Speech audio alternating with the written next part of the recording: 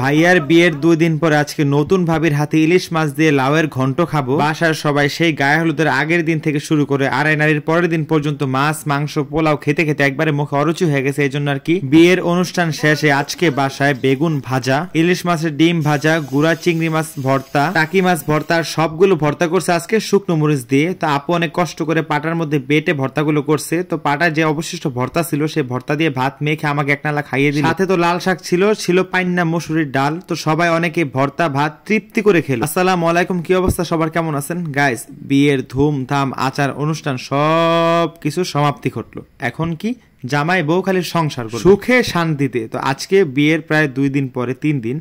তো আজকে আবার মামি আমাদের বাসায় গিয়ে দাওয়াত দিয়ে আসছে যে আজকেও আপনারা আমাদের বাসায় খাওয়া দাওয়া করবেন। দেখেন কত বড় হাড়ির মধ্যে ভাত বসাইছে। প্রায় 20 থেকে 30 জন মেহমান এখনো আছে বাসার মধ্যে। তো আমরাও তার মধ্যে অন্যতম মেহমান। তো বাসায় আর কি খালামনির অনেক হেল্প করতেছে মামিরে, যেমন জামা কাপড় বলেন, থালা বাসন এগুলো ধুয়ে দিতেছে সবাই মিলে একসাথে।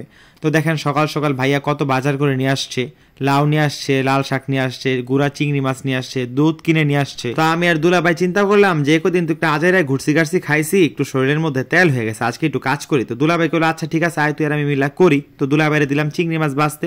দুলা ভাইকে আমি চোখকে দেখি না, আমি চোখকে দেখবেন কেমনে, ঢাকা শহরে তো থাকেন, অরিজিনাল জিনিস খান না। এই যে চিংড়ি মাছ দিয়ে ভর্তা দিয়ে ভাত খাইলে ঠিকই চোখে দেখ, একেবারে দেশি চিংড়ি মাছ। দেখেন বেগুনগুলো একবার টকবক টকবক করতেছে। আর আমি এখানে করতেছি কি জানেন, এখানে কি করতেছে এটা পরে দেখে, আগে দেখে ইলিশ মাছের কাঁসা গুনসা কি সুন্দর ভাবে কুটটা ধুয়া থুয়া দিছে মামি। লগে কিন্তু কয়েকটা টাকি মাছও আছে যেগুলো আমি খাই না, কিন্তু বাড়ির সবাই কম বেশি খায়। তো আমি আর কি লাল শাকগুলা নিজের হাতে করতেছি। দেখেন কত পরিমাণে গুণ আমার আছে, আপনারা কি একটু তারিফ করতে পারবেন? নিজের কথা নিজে কি কইতাম কোন, কত পরিমাণে গুণ লইয়া দুনিয়াতে আইছি দেখছেন। আর এদিকে আমার দুলা ভাই কতক্ষণ ধরে কইতাছে আমি চিংড়ি মাছের মধ্যে কি আছে চোখকেই দেখি না। আমি আপনি চোখে ধন লাগবে না, আপনি ধন, আপনার কাম করুন লাগবে না। এই যে এখন আমাদের নতুন ভাবে এসে গেছে লাউ কাটতে। দেখেন হাতের মধ্যে এত সুন্দর করে মেহেদি দিছে, এটা দেখলে তো আপনারা বুঝে যাবেন যেটা আর কেউ না, আমাদের নতুন ভাবি।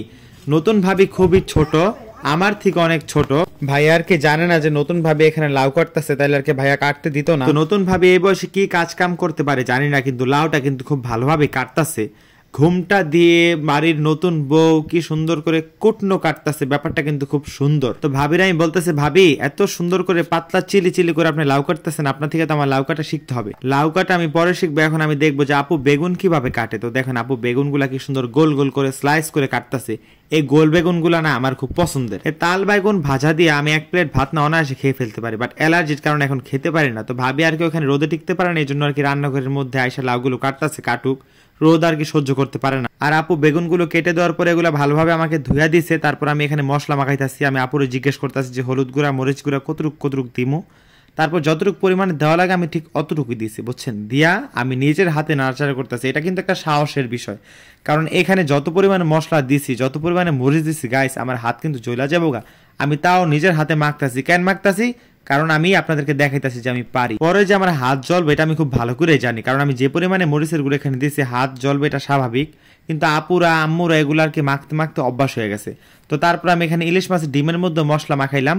ইলিশ মাছের ডিমগুলো ভাজবে, যে আড়াই নাড়িতে ইলিশ মাছগুলো আনছিল না দেখছিলেন আপনারা, সেই ইলিশ মাছের ডিম এগুলা। আর আজকে বাসায় যে ভর্তাগুলো করবে সবগুলো ভর্তাই করবে শুকনো মরিচ দিয়ে আর খাঁটি সরিষার তেল দিয়ে। এই শুকনো মরিচ আর খাঁটি সরিষার তেল যেখানে আছে সেটা কি না মজা হইয়া পারে কোন? তো দেখেন সরিষার তেল এখানে দেওয়ার পরে এখানে দিয়ে দিল বেগুনগুলা। ফার্স্টে বেগুনগুলা ভালোভাবে ভাজা নিব, একেবারে কড়া করে ভাজবো, নয়তো কিন্তু খেতে মজা লাগবে না। তো বেগুনগুলা যখন সরিষার তেলের মধ্যে দিয়া দিল, বিশ্বাস করেন এত সুন্দর একটা ঝাঁঝ ঝাঁঝ লাগতেছে। আমি যে চুলার এই পাশে বসা রয়েছি, আমি মানে বসা থাকতে পারতাছি না, আমার নাকের মধ্যে এত পরিমাণে ঝাঁঝ চাইতেছে সরিষার তেলের। তারপর আর কি আমার খালামণি বেগুনগুলো একে একে ভেজে ফেললো। কতক্ষণ খালামণি ভাজে, কতক্ষণ আপু ভাজে, কতক্ষণ মামি ভাজে। তো সবে আর কি মিল্লা ঝিলে ভাজতেছে। দেখেন 1 প্লেট বেগুন ভাজা হয়ে গেছে। আর এখন আর কি তেলের মধ্যে দিয়া দিব ইলিশ মাছের ডিমগুলা। তো আর একটু তেল দিছে এখানে, তারপর আর কি ইলিশ মাছের ডিমগুলা দিতেছে। তো এখানে বেশি পরিমাণে ডিমই আছে, দেখেন অনেকগুলা ডিমই এখানে আছে। আপু বলতেছে এই ডিমের মধ্যে এইভাবে তাকায় থাকিস না, আমাদের কিন্তু পেট ব্যথা করবো। আমাকে পেট ব্যথা তো করবো, কিন্তু পেট ব্যথা থেকে বাঁচার তো উপায় আছে। আপনি আমার এখন একটা ডিম দিয়া দেন, আমি খাই, তাহলে তার পেট ব্যথা করবো না।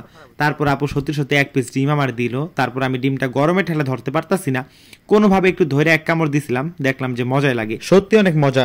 ইলিশ মাছের ডিম আমি সব সময় খাই, আমার কাছে সব সময় মজা লাগে। ইলিশ মাছটা তো অ্যালার্জির জন্য খেতে পারি না, কিন্তু ডিমটা কিন্তু আমি খাই। আচ্ছা গাইস আপনারা একটু কন্ত, ইলিশ মাছ খাইলে তো শরীরের মধ্যে চুলকায় অ্যালার্জির কারণে, বুঝছেন। কিন্তু ইলিশ মাছের ডিম খাইলে কি চুলকায়নি? আপনি একটু কমেন্টে জানাবেন কিন্তু। আহা, সরিষার তেল আর ইলিশ মাছের ডিম কি সুন্দর একটা কম্বিনেশন। তারপর আপু এতগুলো পেঁয়াজ ভাজলো, মানে সবগুলো ভর্তার মধ্যে পেঁয়াজ একটু একটু করে দেওয়া লাগবে। আর ছোট আপু করলো কি মরিচের মধ্যে যে ডান্ডিগুলো আছে এগুলো ছাড়াইতেছে, আর এখন ভাজবে টাকি মাছগুলা। তো টাকি মাছ গাইস আমার জিন্দিগিতে আমি খাই নাই, আমার কাছে টাকি মাছগুলা জানি কেমন কেমন লাগে। এখন যদি আমার কাছে যেমন যেমন লাগে ওটা যদি আমি আপনাদের কাছে কই, তাহলে আপনারা আমাকে ব্যাড কমেন্ট করবেন, বুঝছেন। এই জন্য আমি কইতাছি না, কারণ আপনাদের অনেকে টাকি মাছ অনেক ফেভারিট হতে পারে, এই জন্য আর কি আর বললাম না। টাকি মাছ ভাজার পরে এখানে ভাজতেছে গুড়া চিংড়ি মাছগুলো। আর আমি এই ফাঁকে করতেছি কি জানেন, ঘর থেকে একটা দইয়ের পাল্লা নিয়ে আইছিলাম, যেটার মধ্যে একটু দই লাগা লেগা ছিল। তা আমি ওই পাল্লা থেকে একটু একটু দই খাইতাছি, আমার কাছে ভালোই লাগতেছে, মানে একবার মাঠা মাঠা হয়ে গেছে, একেবারে শেষ পর্যায়ে। আর এই পাশে মামিরা কি করছে জানেন, ওদিনকার গায়ে হলুদের মধ্যে যে মুরগিগুলা দেয়া বিরিয়ানি রান্না করছিল না, ওই মুরগিগুলার গলা হাতা পাখনা চামড়া সব রয়ে গেছিল, ওগুলো আর কি তারা পরিষ্কার করতেছে। তারপর দেখেন চিংড়ি মাছগুলো ভাজা হয়ে গেছে, এখন আর কি আপু ভর্তা বানাইবো পাটার মধ্যে বেটে পিষে পিষে। এখন আমরা এখানে লেট না করে আমরা চলে যাই যেখানে পাটা দিয়ে ভর্তা করবে সেখানে। এই যে চলে আসছি রান্নাঘরে, যে রান্নাঘরের মধ্যে এখনো উনুনই ঝালায় নাই, খালি রান্নাঘরটা উঠে রেখে দিছে। পাটা দিয়ে ভর্তা করে খাওয়াটা যে কি কষ্টের একটা বিষয়, আপনারা যারা ভর্তা করে খান তারা কিন্তু জানেন। কিন্তু আজকে এত পরিমাণে ভর্তা আপু বানাইতেছে যে কি কষ্ট লাগবে সেটা ভাইবে আমার কষ্ট লাগতেছে। আপুরে বলতেছে আপু আমি যদি পারতাম আপনি হেল্প করতাম, সত্যি কথা। আমি বলতেছি আপু এগুলাকে ব্লেন্ডার মেশিনের মধ্যে ব্লেন্ড করা যাবে না? কয় না, ব্লেন্ডার মেশিনে ব্লেন্ড করলে তো পাইন্না হয়ে যাবো। তো ভর্তা তো আর পাইন্না খাওয়ান যায় না, ভর্তা তো একটু শুকনো শুকনো খাইতে হয়। দেখ কত পরিমাণে শুকনো হয়েছে। তো দেখেন চিংড়ি মাছ ভর্তাটা ফার্স্টে হয়ে গেছে, তারপর এখানে ভর্তা করবো টাকি মাছগুলা। তো টাকি মাছগুলো একটু ছিঁড়া ছিঁড়া দিতেছে, মানে কাটাগুলা দেওয়া যাবে না, এই জন্য আর কি জাস্ট বডির মাংসগুলা ছিঁড়া ছিঁড়া দিতেছে। তারপরে এখানে ধনিয়া পাতা দিয়া শুকনো মরিচ দিয়া বাটা শুরু করে দিল। তারপরে আমি বললাম আপু আমি ভর্তাগুলো খাবো, তো আপনি টাকি মাছ ভর্তাটা পরে করলো তো হইতো। কয় হ তোর লেগে আবার পাটাটা ধুয়া তারপর আবার নতুন করে ভর্তা করুম নে, খাইলে খাবি না খাইলে না। আমি এটা কেমন কথা করেন, এটা কেমন কথা করেন? আমি কিন্তু এখন জামকা কয় না থাক, ফাইজলামি করছি। ফাইজলামিও বোঝোস না?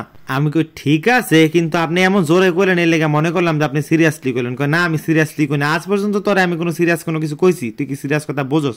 আমি কই বুঝি, এখন বড় হয়েছি না, এখন সিরিয়াস কথাও বুঝি, ফাইজলামিও বুঝি। কাইছে ঠিক আছে, বোঝাবুঝি বাদ দে, তোরে আমি এখন কটা ভাত খাওয়াই দিই পাটার মধ্যে, আমার ভর্তা করা শেষ। এনে হাকর আমি আপনি তো এখনো দেন নাই, খালি হাকরন কইতাছে। আরে সেটা পাটার মধ্যে ভর্তাগুলো লাইগা রয়েছে, আমার একটু মানে ভর্তাগুলো বের করতে দে, ভাতের সাথে মিক্সড করতে দে, তারপর দেই। তারপর আমার আর খালামণি আসছে, খালামণি আমারও পাটা দিয়ে ভাত খাওয়া খুব শখ, অনেকদিন যাবত খাই না। আমি খান খালামণি, মেলা ভাত আছে খান, সমস্যা নাই। তারপর আপু এক লোকমা ভাত আমার দিয়া বলতেছে ক বিসমিল্লাহ বিসমিল্লাহ। গাইস মজাই লাগতেছে, খারাপ লাগতেছে না। তারপর আমার খাওয়া দিকে আবার বড় ভাই চলে আসছে, বড় ভাই বলতেছে তুই একলাই খাবি আমি খাবো না।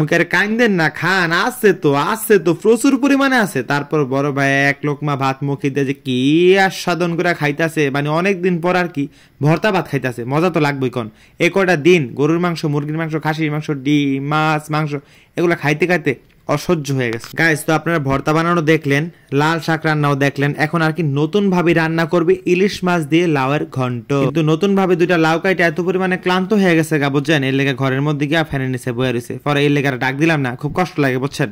মানুষটা খুব ক্লান্ত এমনি, কয়টা দিন বিয়া শাদির কি একটা ধকল গেল, থাক ঘরেই থাক, আর ডাক দেওয়ার মানে দরকার নাই। তো ইলিশ মাছগুলো রান্না করতেছে আমার ছোট খালামণি, তিনি মশলার মধ্যে ইলিশ মাছের মাথা লেজা এগুলা সব দিয়ে তারপর নাড়াচাড়া করতেছে, মানে এটা কষাইতেছে। কষানোর পরে এই ইলিশ মাছের মাথা লেজা এগুলা সব একটা বাটির মধ্যে রেখা দিছে নামায়া। তারপরে এই যে লাউগুলা দেখছেন, এই লাউগুলা এখানে ভালোভাবে কষাইয়া তারপর আবার ইলিশ মাছের মাথাগুলা লেজাগুলা সব দিয়া দিছে। এই যে দেখেন কত সুন্দর রান্না হয়ে গেছে, ইলিশ মাছের লেজা মাথা কাংসা দিয়া লাউয়ের ঘন্ট। তো আজকে রান্না বান্না তো শেষ। এই যে খালামণি এখন লাউয়ের ঘন্ট ঘরে নিয়ে আসছে, একটু পর সবাই একসাথে খেতে বসবে।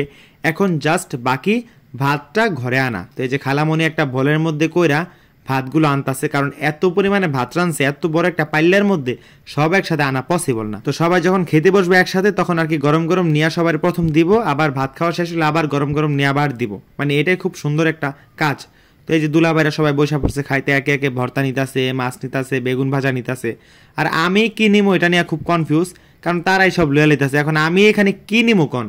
ইলিশ মাছে আমার অ্যালার্জি, বেগুন ভাজা আমার অ্যালার্জি, চিংড়ি মাছে আমার অ্যালার্জি, লাল শাকও আমার অ্যালার্জি, এখন খামু ডাকি কোন? এই জন্য আমি আর এদিকে সেদিকে না তাকে আমি চিন্তা করলাম যে না হ্যাঁ খাওয়ার মতো আমার কিছুই না, আজকে আমি তৃপ্তি করে খাইতে পারবো না। এই জন্য একটু পাতলা মসুর ডাল দিয়ে কোন রকম করে ভাত খাইতেছে। অ্যাকচুয়ালি সবার লোকে বসে খাইতেছে, এটা আনন্দ, পেট ভরুক না ভরুক আজকে আমার পেট ভরবো না, কারণ আজকে আমার খাওয়ার মতো কোনো কিছু না। এই যে ইলিশ মাছের ঘন্ট বাবা, এগুলো তো আমি খাই না, কখনোই না, কারণ এগুলার মধ্যে যে পরিমাণে কাটা থাকে বুঝছেন, একবার খাইতে গিয়া গলা আটকা গেছিল, খুব কষ্ট করে জানে বাইসা গেছিলাম। এরপর থেকে মানে এগুলো আমি আর মানে কখন আমার টাকা দিলে খাওয়াইতে পারবো না, এগুলোর মধ্যে প্রচুর কাটা থাকে। বাট আম্মু বলতেছে আজকে এগুলো ভাঙ্গা রান্ধে না, আর আমি রাঁধছে খাইলে খাইতে পারো। আমি না আম্মু তুমি খাও, তোমরা সবাই খাও, এটা আমার দেখে তৃপ্তি লাগতেছে। দুলাবেরা খুব আস্বাদন করে খাইতেছে, দেখে খুব মজা পাইতেছি। বিয়ের ব্লগের পর্ব মনে হয় এখানে সমাপ্ত, কিন্তু সামনে আরো ইন্টারেস্টিং ব্লগ আসতেছে। সেই ব্লগগুলো দেখার জন্য আমার পেজটা কিন্তু ফলো করে দিতে হবে। সবাই ভালো থাকবেন, আল্লাহ হাফেজ।